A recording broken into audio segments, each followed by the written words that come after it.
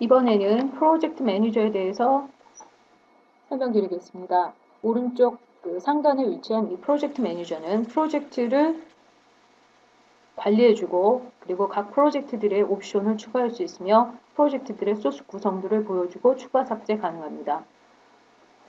일단 프로젝트 테스트.execution을 execution을 찍으시면 아래 하위에 프로젝트에 열거되어 있는 각각의 유니트들을 보실 수 있습니다. 그래서 이렇게 확장을 해보시면 지금 dfm과 pass가 있는 소스들이 있고 마지막에 utest4는 pass만 있는 것을 보실 수 있습니다.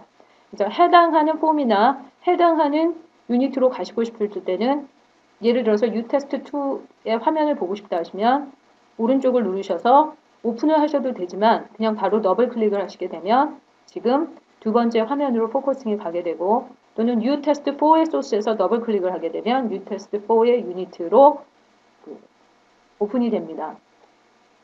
그래서 각각의 유니트 상태에서 오른쪽 팝업을 누르시게 되면 각 소스에 대해서 오픈하거나 또는 프로젝트에서 지우거나 세이브를 하시거나 각각의 옵션들이 준비되어 있고요. 그 다음에 프로젝트를 선택하신 상태에서 예를 들면 오른쪽 팝업 마우스를 한번 눌러보겠습니다. 첫 번째 컴파일이나 빌드가 있습니다. 이 두 개의 차이점은 컴파일은 마지막 수정된 이후에 것부터 다시 컴파일하는 게 컴파일이고요. 빌드는 처음부터 다시 다 컴파일하는 겁니다. 그래서 주로 DLL이나 이런 라이브러리들은 주로 빌딩을 많이 하고 일반 어플리케이션들은 주로 컴파일하게 됩니다. 그다음에 아까 실행하셨던 런이나 디버거 없이 실행하는 메뉴가 준비되어 있고요. 그 다음에 여기 보시면 remove file, remove project가 있습니다. 자, 이번에는 저희가 프로젝트의 소스를 지우시고 추가를 한번 해보실 텐데 그에 앞서서 우리가 작성하신 프로젝트 파일, 즉 DPR의 소스를 한번 보시도록 하겠습니다. 그래서 프로젝트에서 보시면 view source라고 하는 메뉴가 준비되어 있습니다. 그래서 view source를 선택하시게 되면 여러분들이 지금 작성하신 프로젝트의 소스가 지금 에디트 창으로 올라오게 됩니다. 그래서 첫 번째 프로그램 테스트 프로그램이라고 하는 리저브로 시작을 해서 이것이 프로그램임을 나타내 줍니다. 만약에 뒤에 나오게 되는 저희가 뒤쪽에 나오게 되는 DLL을 작성하실 때는 library 하고 이름이 올라오게 됩니다. 그 다음에 첫 번째 uses라는 것이 있습니다. 이 uses는 제가 한 서너 가지 정도를 말씀을 드릴 텐데 오늘은 그 첫 번째 용도부터 설명을 드리면 C include라고 보시면 됩니다. 그래서 내가 사용하고 있는 외부에서 불러다 쓰는 변수나 상수나 루틴들이 있을 때 내 소스 쪽으로 include를 해서 올라오게 되는 include 하는 바인딩을 해서 컴파일하기 이전에 바인딩을 해서 execution으로 만들어줍니다. 첫 번째는 본인의 프로젝트에 있는 utest1.pass, 2.pass, 3.pass, 4.pass 이런 식으로 유지가 됩니다. 그러면 그 외에 지금 위에 vcl.forms라는 것이 있습니다.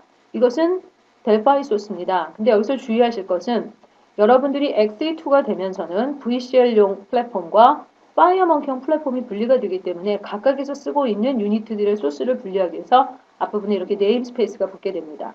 그럼 물론 XE2에서 아랫 버전처럼 VCL 네임스페이스를 생략하고 이렇게 폼즈로 쓰셔도 컴파일에는 문제가 없습니다. 근데 반대로 윗버전에서 작성하신 vcl.forms 이렇게 되어 있는 것을 아랫 버전에서 그대로 컴파일하시게 되면 이것은 오류가 발생하게 됩니다.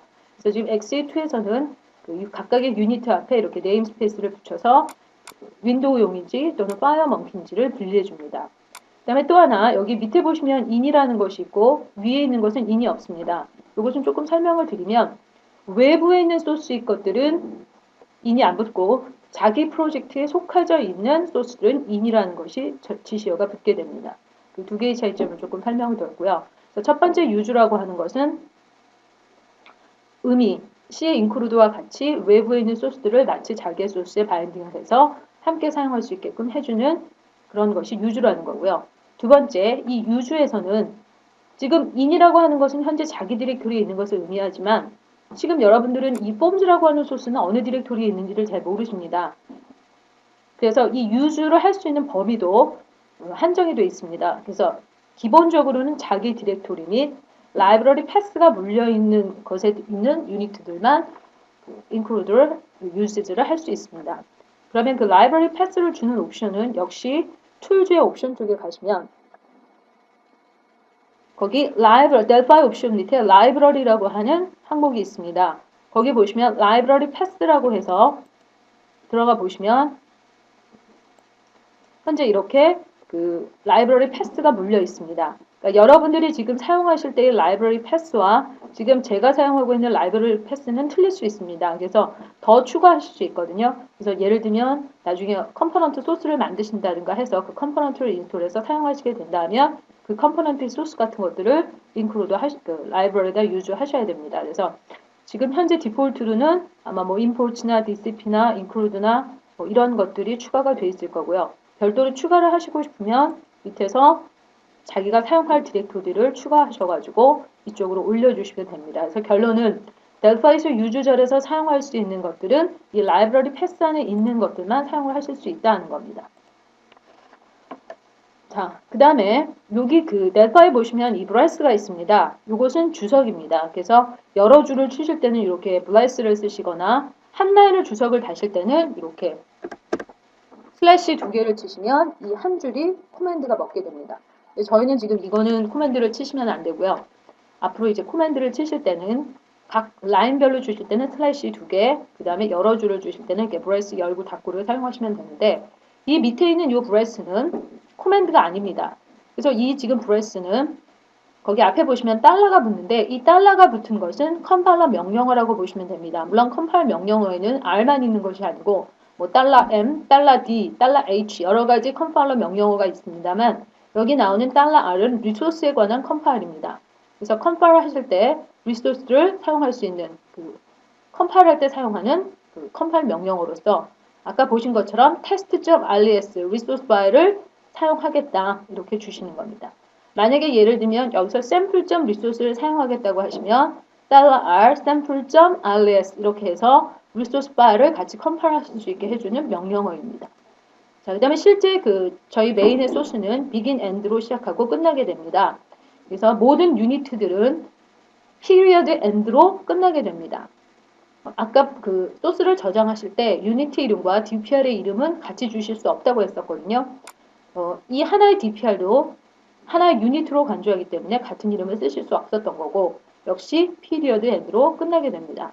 그 밑에 보시면 application.initialize, application.mainform taskbar, 뭐 application.create form 이런 문장들이 되어 있고 그 다음에 마지막에 application.run이라는 그 문장이 스테이트먼트가 보이실 겁니다.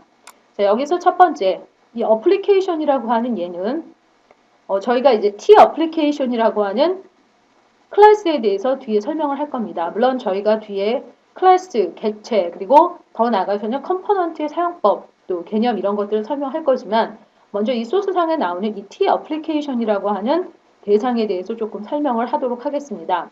이 T 어플리케이션은 내 어플리케이션을 컨트롤해주는, 즉 그 어플리케이션을 컨트롤할 수 있는 방과 로직 또는 property event 메소드를 가지고 있는 클래스입니다.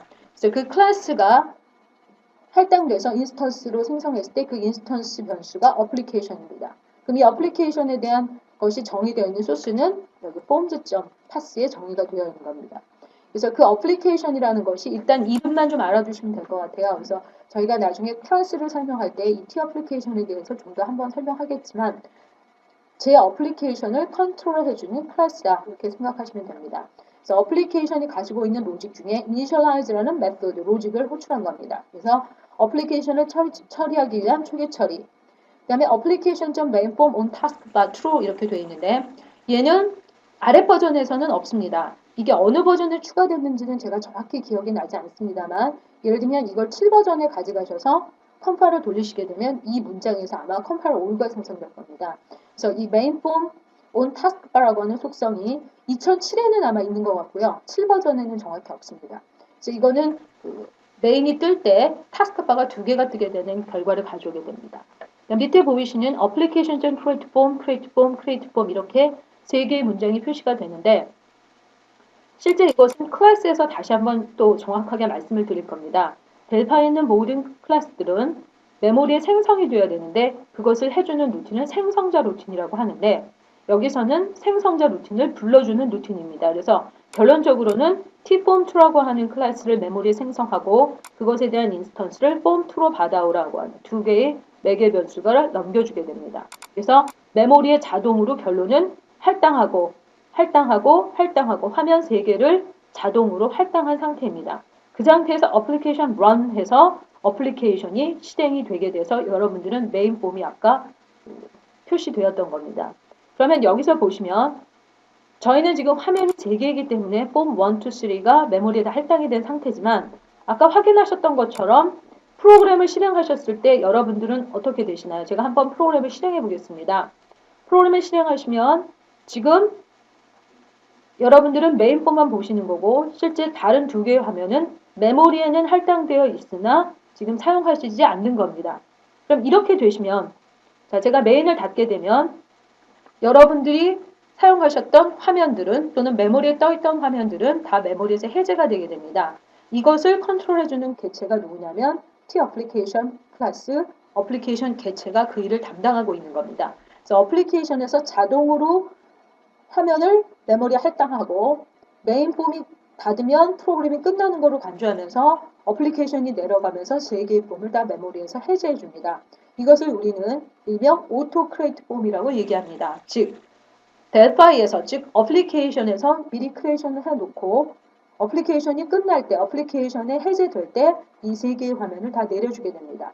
그래서 각각의 폼 1, 2, 3에 대해서 오너를 어플리케이션으로 보고 있는 겁니다. 그래서 이 어플리케이션 개체는 내가 지금 메모리 할당해 놓은 화면의 개수가 몇 개이고 또 그 각각의 화면의 인스턴스의 변수들을 어레이에다 저장하고 있습니다. 그래서 이런 것들은 저희가 이제 클래스에서 좀 더 집중적으로 설명을 드릴 거고요. 일단 그 용어부터 정의를 하면 오토 크리에이트 폼이라고 하는 것에 대해서 설명을 한 겁니다. 자, 근데 이렇게 하시면 단점이 뭘까요? 아까 보신 것처럼 나머지 2개의 폼은 사용하지 않지만 메모리에 떠 있는 상태가 됩니다. 그래서 이렇게 폼이 3개가 아니고 30개가 될 수도 있고 300개가 되게 되시면 일단 어플리케이션 run 하는 동안의 시간이 많이 걸리게 되겠죠. 화면을 할당하기 때문에. 그래서 시간도 많이 걸리고 또 이렇게 화면이 메모리에 쓰지도 않는 화면이 떠 있게 되면 당연히 메모리 효율 면에서 떨어지게 됩니다. 그래서 저희는 메인 폼과 자주 쓰는 몇 개의 화면을 제외하고는 이제부터 다 어베이러블 폼이라고 합니다. 내가 필요한 시점에 메모리 할당을 하고 내가 필요 없을 때 사용하지 않을 때 메모리에서 해제해주는 그러한 방법을 택하게 되는데 이러한 화면을 어베이러블 폼이라고 얘기합니다. 그래서 저희도 일단 그 어베이러블 폼으로 옮겨주시는 작업부터 잠깐 설명을 드리도록 하겠습니다. 자, 그러면 그런 모든 것들을 제어해주는 것이 프로젝트의 옵션에 있습니다. 오른쪽을 누르시면 마지막에 옵션스라고 하는 메뉴가 보이십니다. 이 옵션스를 들어가시면 프로젝트에서 관리하고 있는 여러 가지 옵션들을 이 창에서 제어하실 수가 있습니다. 자, 필요하신 것도 조금 설명을 드릴게요. 자, 맨 처음에 폼즈라고 하는 그 항목을 선택하시면 자, 메인 폼은 폼 1이야 하고 이렇게 올라옵니다. 근데 지금 저희 폼 이름이요.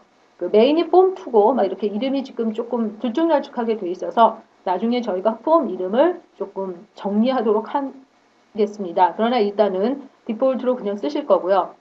오토 크리에이트 폼에 지금 기본적으로 3개의 화면이 다 옮겨져 있다는 걸 보실 겁니다. 그럼 저희가 메인 폼을 빼고 나머지 폼 1과 3는 오른쪽으로 화살표 방향을 눌러서 어베이러블 폼으로 옮겨 놓겠습니다. 그리고 OK를 누르시게 되면 바로 DPR 소스에서 크리에이트 문장이 빠진 것을 보실 수 있습니다. 그래서 제가 나중에 실습에서는 이 화면의 개수 같은 것들을 다 찍어 보도록 하겠습니다. 그래서 어플리케이션이 지금 컴포넌트를 몇 개 생성해 놓았는지 또는 몇 개의 화면이 떠 있는지를 확인하실 수 있고요.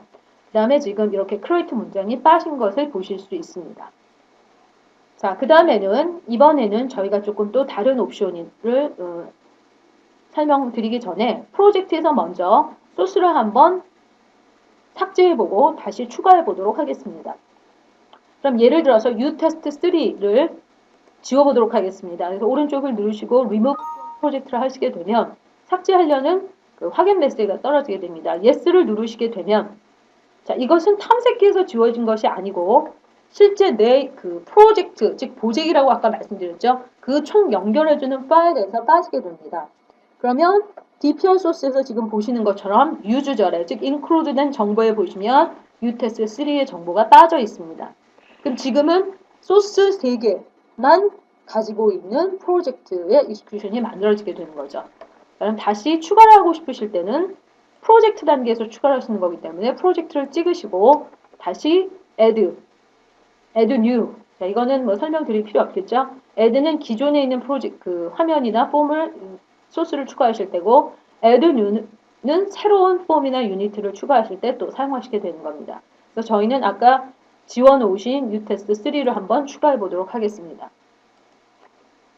그래서 다시 추가를 하시게 되면 실제 이렇게 프로젝트 그 관리자에도 소스가 올라오고 열어놓으신 DPR 소스를 들어가 보시면 역시 유테스트 3가 순서대로 유주절에 추가된 것을 보실 수가 있고 또 역시 새롭게 추가를 하시게 되면 폼은 역시 크리에이트 폼으로 자동으로 들어가게 됩니다. 그래서 다시 한번 저희는 옵션으로 들어가셔서 폼에 있는 폼 3를 다시 available로 옮겨주시고 OK를 누르시게 되면 역시 DPR에서 create 폼 문장이 빠지게 됩니다. 자, 그래서 지금은 프로젝트에서 추가하거나 삭제하시는 소스들을 리무브 하시거나 다시 추가하시는 방법들에 대해서 얘기를 했고요. 자, 그 다음에 계속해서 프로젝트 옵션에 대해서 설명을 하겠습니다. 이번에는 조금 순차적으로 좀 설명을 드리겠습니다. 그래서 define compile에 보시면 여기 지금 타겟이라는 것이 있습니다. 이거는 예전에는 build configuration이라고 해서 2010에 추가된 기능입니다. 그래서 예전에는 개발자들이 컴파일할 때 옵션과 릴리즈 할 때 옵션이 틀려졌습니다.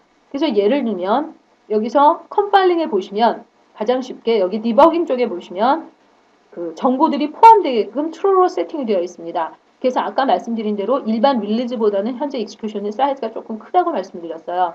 근데 예를 들면 여러분들이 컴파일 하시는 것이 아니라 릴리즈를 하실 때는 여기 타겟에 보시면 예를 들면 지금 디버깅이 있고 릴리즈가 있습니다. 그래서 릴리즈의 32비트 윈도우 플랫폼을 선택하시게 되면 디버거 정보가 포함이 되어 있지 않습니다. 그래서 익스큐션 사이즈가 줄어들겠죠. 근데 예전에는 이러한 옵션이 없어서 개발자분들이 그때그때마다 옵션을 바꿔주셔야 됐었어요. 2010이 되면서 그때그때 어떤 상황에 맞는 컴파일을 할 수 있게끔 빌드 컨피그레이션이라는 것을 만들어 두었고요. XE2에서는 거기다 아울러서 지금 64비트가 지원이 되게 됩니다. 그래서 지금 현재는 32비트로 선택을 하셨기 때문에 32비트에 대한 옵션만 올라오지만 64비트를 선택하실 수도 있고 또는 더 나아가서 macOS에서 돌아갈 수 있게끔 옵션을 바꾸실 수가 있습니다. 그래서 2010부터 이렇게 그 빌드 컨피그레이션을 줄 수 있고 그 다음에 XE2에서는 멀티 플랫폼이나 또는 64비트를 지원하는 컴파일을 할 수 있다는 것이 추가된 특징이라고 보시면 됩니다. 그다음 뭐 링킹이나 뭐 아웃풋 디렉토리. 그래서 여기 아웃풋에 보시면 지금 마지막 옵션 C, C++ 아웃풋 파일 제너레이션이라고 되어 있는데 델파이에서만 쓸 때는 그 DCU만 제너레이션을 하시면 되지만 혹시 C++ 빌더에서 델파이로 만든 그 소스들을 사용하시려고 한다면 generate all C++ builder files 하게 되면 OBJ 파일이나 LIB 파일이나 뭐 이런 헤더 파일 이런 것들을 다 생성해 주게 됩니다. 그래서 그런 것들을 추가로 주실 수 있고요. 밑에 리소스 컴파일러라는 것이 있습니다. 아까 리소스 파일에 대해서는 잠깐 말씀을 드렸는데 이 리소스 컴파일러가 이제 그 예전 버전에는 없다가 예전에는 그냥 BRCC라고 하는 델파에서 제공하고 있는 리소스 컴파일러만을 쓰실 수 있었습니다. 여기 보시면 리소스 컴파일러 to use 해서 현재는 지금 아까 말씀드린 델파이가 제공하고 있는 BRCC 빈 디렉토리에 있습니다. 그래서 BRCC 3.2 execution을 사용하는데 이제 그 2010부터입니다. 이것도. 그래서 윈도우 리소스 SDK에서 마이크로소프트의 리소스 컴파일러를 사용할 수 있게끔 확장을 해놓았습니다. 그래서 이러한 옵션을 바꿔주실 수가 있습니다. 그다음에 빌드 이벤트. 그래서 이 빌드 이벤트도 여러분들이 그 델파이만 사용하시는 것이 아니라 다른 C 모듈 같은 것들과 링킹하신다거나 뭐 이런 작업을 하실 때 그 컴파일 하기 이전에 프리빌드, 포스트 빌드, 프리 링크 이런 식의 그 코맨드 작업, 코맨드를 직접 주실 수가 있습니다. 그래서 델파에서 컴파일 하다가 다시 윈도우에 그 코맨드 창을 열어놓고 작업할 수 있는 번거로움을 줄이기 위해서 이런 식으로 그 빌드 옵션 같은 것들을, 그 빌드 코맨드들을 주실 수가 있습니다. 그 다음에 어플리케이션은 뭐 가장 기본적인 옵션으로서 여러분이 쓰시는 어플리케이션의 아이콘이라든가 그 다음에 뭐 이런 것들을 추가하실 수가 있고요. 그 다음에 이 appearance라고 하는 것은 XA2에 추가된 기능입니다. 그래서 지금 여러분들이 보시는 그 체크박스에는 현재 아무것도 체킹이 되어 있지 않습니다. 그래서 여러분들이 지금 사용하시는 그 화면의 형태들이라고 하는 것은 가장 기본적인 윈도우 형태의 화면들을 쓰고 계시는 거예요. 그래서 저희가 뭐 나중에 조금 코딩이 들어가시면 바꾸셔도 되지만 지금 옵션이 나와 있기 때문에 좀 설명을 드리면 델파이 초창기에서는 델파이 화면이 굉장히 예쁘다고들 얘기하셨었습니다. 그런데 지금 현재에서는 화면이 조금 뭐 안 예쁘다든가 그 비주얼적인 면에서 조금 안 좋다고 얘기하시는 분들이 있었어요. 그래서 XA2에서 그 VCR 폼 스타일이라고 하는 것이 나왔습니다. 그래서 여러분들이 여러 가지 형태의 그런 스타일들을 제어하실 수가 있고 더 나아가서는 본인이 커스터마이즈한 그런 것들도 사용하실 수가 있습니다. 그래서 일단 프로젝트 어플리케이션의 어피런스에 나오는 이 옵션들은 델파이가 디폴트로 제공하고 있는 폼의 스타일들입니다. 그래서 예를 들면 제가 여기서 모든 것들을 한번 다 선택을 해보겠습니다.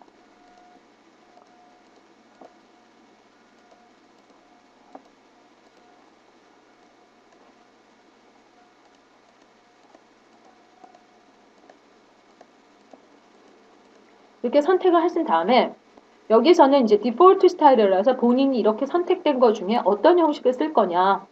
예를 들면 뭐 여러 가지 형태들이 있습니다만 뭐 루비 그래프다 하면 오케이 하고 주시고 제가 한번 다시 프로젝트를 실행해 보겠습니다.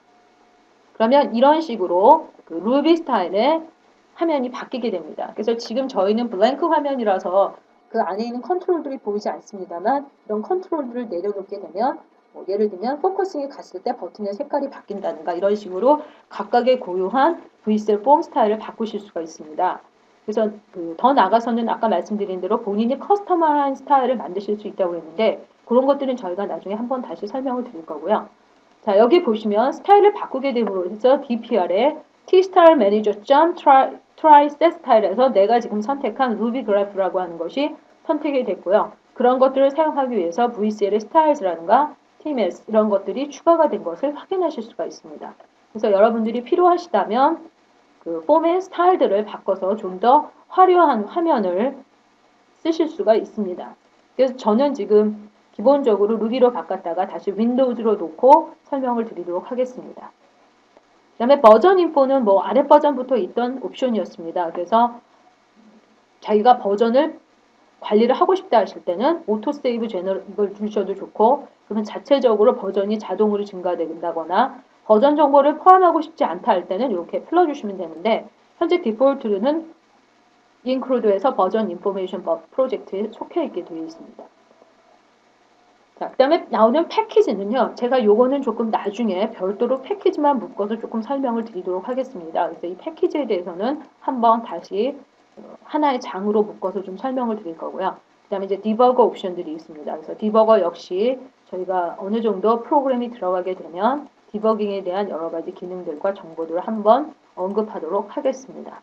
그래서 이렇게 각 프로젝트마다 옵션이 준비되어 있고 그 상황에 맞게끔 옵션을 주셔서 세팅을 해주시면 프로젝트 관리를 하실 수 있게 되어 있습니다. 자, 그래서 프로젝트 매니저에서 각각의 유니트를 열고 닫고 그리고 그 유니트들을 또 추가하고 삭제하실 수 있고 프로젝트 단위에서 옵션들을 주실 수 있는 것까지 설명을 했습니다. 다시 한번 조금 설명드리면 프로젝트 밑에 보시면 여기 빌드 컨피그레이션이라는 것이 있다고 보이실 겁니다. 그래서 아까 말씀드린 대로 이 빌드 컨피그레이션이라는 것은 2010에 추가가 됐고 지금 현재 디버깅으로 되어 있는 그 빌드 성격을 쓰시는 거고 만약에 배포하실 때는 이렇게 릴리즈하고 더블 클릭을 하시면 이 옵션에 의해서 컴파일을 다시 하시게 되면 됩니다. 그래서 각각의 그때그때 상황에 맞춰서 디버깅을 해주시면 되고 본인이 필요하신 그 옵션이 있다면 다시 작성을 하셔서 적용을 하셔도 됩니다. 밑에 보시면 타겟 플랫폼이라는 것이 있습니다. 그래서 요거는 XE2에 그 추가된 기능이라고 말씀드렸고 현재 32비트의 윈도우즈로 컴파일 하고 있습니다만 만약에 여러분이 64비트의 지원을 원하신다면 오른쪽을 눌러서 Add 플랫폼 하시면 됩니다. 그러면 그 Select 콤보가 뜨게 되고 64비트 윈도우즈가 올라옵니다. 근데 아까 말씀드린 대로 델파이 X2에서는 macOS에서 돌아갈 수 있는 그 플랫폼을 지원한다고 그랬는데 여기에는 그럼 왜 macOS가 뜨지 않을까요? 네, 지금 저희가 선택한 것은 VCL Forms 어플리케이션이기 때문에 만약에 맥에서 돌아가는 어플리케이션을 컴파일하고 싶다면 선택은 파이어몽키가 되어야 되겠죠. 그래서 아까 말씀드린 대로 파이어몽키는 저희가 한 번 더 언급을 하도록 하겠습니다. 그래서 저희는 그냥 64비트가 아닌 현재 32비트로 작업을 하고 계신 겁니다. 그래서 64비트 지원까지도 XE2에서는 지금 하고 있다는 겁니다. 그 다음에 이 프로젝트 관리에서 한 가지만 더 설명을 드리고 끝내도록 하겠습니다. 자, 저희가 지금 같은 경우에는 단일 프로젝트를 사용하고 계시지만 저희가 뒤쪽에 가시면 라이브러리를 그러니까 즉 DLL을 만든다거나 하는 경우가 생기게 됩니다. 그러면 익스큐션용 프로젝트 하나, 그와 연결된 라이브러리 프로젝트 DLL 하나가 있게 되면 두 개의 프로젝트를 작업을 하시게 됩니다. 그럼 어느 분들은 예전에는 두 개의 넷파일을 띄워놓고 이쪽에서는 프로젝트 작업하시고 이쪽에서는 DLL용 프로젝트 작업하시고 이렇게 하셨던 경우가 있고요. 저희가 또 똑같은 상황이 어떤 경우가 있냐면 나중에 3티어 쪽에서 서버 프로그램, 클라이언트 프로그램 이렇게 두 개를 작성하셔야 되는 경우가 있습니다. 그래서 이렇게 프로젝트를 복수개로 관리하실 때 하나로 그룹으로 묶어서 관리하실 수 있는 기능이 있는데 이것이 프로젝트의 그룹화입니다. 이 기능이 된 것은 4.0부터 이런 기능이 추가가 됐습니다. 그래서 저희는 현재 그룹핑의 의미가 없으나 한번 그룹핑을 하는 방법에 대해서 조금 얘기를 해보도록 하겠습니다. 그래서 프로젝트 그룹이라는 것을 찍으시고 오른쪽을 누르시면 이 그룹 안에 기존에 있는 프로젝트를 추가할 것이냐, 새로운 프로젝트를 추가할 것이냐, 또는 이 그룹을 세이브할 것이냐 이런 그 메뉴들이 올라오게 됩니다. 현재 저희는 있는 프로젝트가 없기 때문에 그냥 가상으로 그룹핑이 필요하다는 전제하에서 프로젝트를 하나 새로 열어보겠습니다. 그럼 아까 똑같이 VCL Forms 어플리케이션을 선택하시게 되면 현재 저희 테스트 프로젝트와 함께 또 프로젝트 2라고 하는 별도의 프로젝트가 또 추가가 되게 됩니다. 그리고 만약에 이 그룹을 저장하시고 싶으면 Sales 프로젝트 그룹 as 하게 되시면 이렇게 그룹의 이름을 달라고 각각의 소스들을 저장할 수 있게끔 나옵니다. 근데 저희는 실제 사용하실 게 아니기 때문에 그냥 제가 한번 그냥 저장을 해보겠습니다. 자, 또 다른 프로젝트를 저장하시라고 나오고 마지막에 그룹 PROG, 그룹핑 되어 있는 프로젝트 이름을 저장하라고 나옵니다. 근데 저희는 그냥 이 디폴트 이름을 사용하실 거고요. 필요하시다면 그룹 이름을 저장해 주시면 그 그룹을 오픈하시게 되면 그 그룹 안에 몰려있는 프로젝트가 이런 상태로 다 오픈이 되게 됩니다. 근데 현재 보시면 지금 프로젝트 2에 지금 그 액티베이션이 되어 있습니다. 이 상태에서 런을 하시면 누가 실행이 될까요?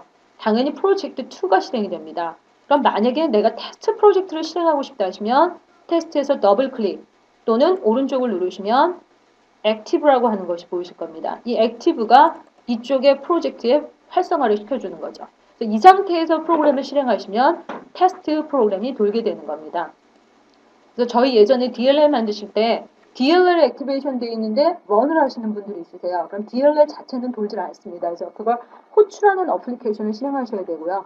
그래서 그런 식의 오류들이 가끔 발생할 때가 있습니다. 그래서 현재 어느 프로젝트가 액티베이션이 되어 있는지를 항상 확인하시고 실행하시는 것이 중요하겠죠. 그 다음에 여러분들이 그룹 전체를 컴파일 하실 수가 있어요. 전체를 컴파일 하실 수 있죠. 여기 보시면 컴파일 all 또는 build all이 있습니다. 그러면 어떠한 순서대로 컴파일이 될까요? 이 위에 나열되어 있는 순서대로 컴파일이 됩니다. 그래서 저희는 지금 테스트 익스큐션이나 프로젝트 투 익스큐션이 어느 것이 먼저 컴파일 되어도 크게 실행에는 문제가 되지 않기 때문에 상관이 없습니다만 만약에 이 뒤에 있는 것이 DLL이었다 했을 시에는 컴파일을 당연히 이 프로젝트 2부터 시작을 하셔야 되겠죠. 그런 것을 대비해서 각각의 프로젝트에서 오른쪽을 누르시면 아까는 활성화되어 있지 않던 build sooner나 build later 같은 것들이 올라옵니다. 그래서 build sooner를 하게 되면 지금 프로젝트의 순서가 바뀌면서 이 순서대로 빌딩이나 컴파일 할 수 있게끔 해주시는 거죠. 이런 것들은 아까 제가 예로 들었던 DLL과 프로그램 또는 서버 프로그램과 클라이언트 프로그램 이런 식으로 프로그램이 쪼개져서 그룹핑하는 경우에는 의미가 있습니다. 그래서 이것이 프로젝트 그룹핑하는 방법이었고요. 저희는 지금 현재 이 프로젝트 2가 필요가 없거든요. 그래서 그룹에서 삭제를 하도록 하겠습니다. 그럼 remove 프로젝트 누르시면 이 프로젝트를 빼고 원래 저희 상태인 테스트 프로젝트로 들어오시게 된 겁니다. 그래서 지금 저희가 프로젝트를 관리하는 환경, 프로젝트 매니저를 이용해서 소스를 삭제하시거나 추가해 보셨고 각각의 필요한 옵션들에 대한 정보를 한번 훑어보셨습니다.